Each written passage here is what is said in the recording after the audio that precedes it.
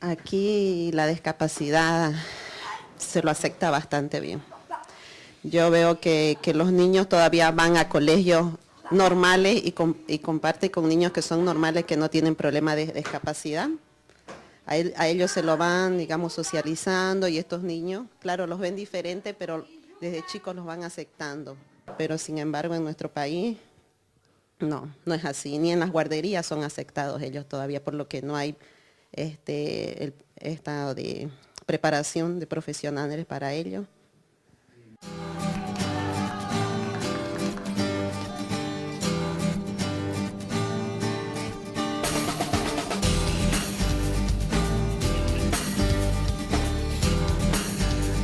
L'Escola Educación Especial Joroni de Moragas va a comenzar l'any 1978 y es l'única de la comarca adreçada a nens amb discapacitat intel·lectuals que necessiten una escolarització amb suport específics. Actualment, l'escola té 168 alumnes. En els darrers anys, els alumnes d'origen estranger ha augmentat considerablement i avui n'hi ha de 33 països diferents. El grup més nombrós són els marroquins, 18 alumnes, seguit de diversos països sud-americans, Equador, Bolívia, Uruguai, etc. També hi ha alumnes d'Europa de l'Est o de l'Àfrica, com el Malayana Diallo. El Malayana Diallo té 6 anys i la seva família és del Senegal. Pateix paràlisi cerebral.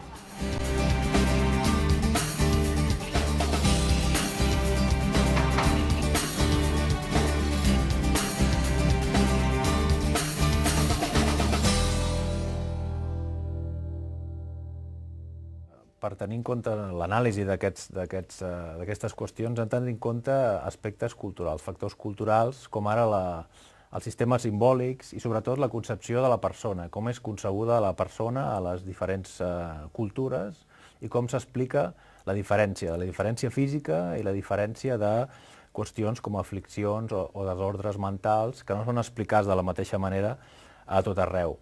Com a exemples d'aquestes diversitats de manera d'entendre la persona, hem de remarcar que no sempre hi ha una discontinuïtat entre cos i ànima. Els pobles amazònics ens ofereixen molts exemples, i hi ha una connexió entre qüestions simbòliques, rituals i l'explicació d'aquestes diferències físiques.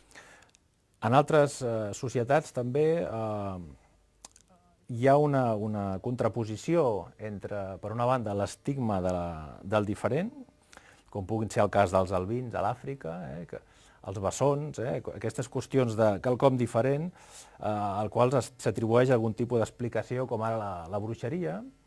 Per una banda tenim l'estigma, però per l'altra resulta que en aquestes societats més tradicionals també trobaríem aspectes de visibilitat comunitària, és a dir, la gent no és apartada necessàriament, sinó que és insertada en la societat i sotmesa a diferents rituals que normalitzen en algun sentit aspectes com la definició de bogeria o de diferència.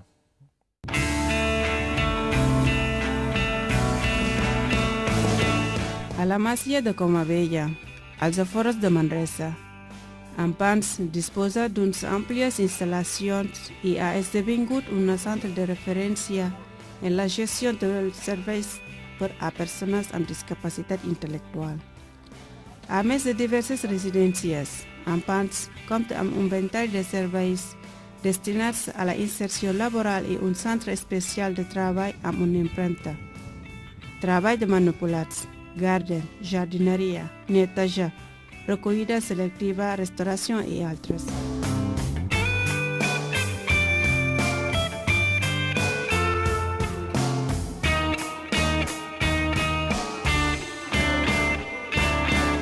Pel que fa a l'ensenyament, no es limita a la primària, sinó que Ampans compta també amb una escola de secundària. La Diana Matilde és originària de Colòmbia, té 19 anys i té síndrome de Down i retard mental lleuger. Fa quart d'educació secundària postobligatòria i aquesta serà el seu últim any a l'escola.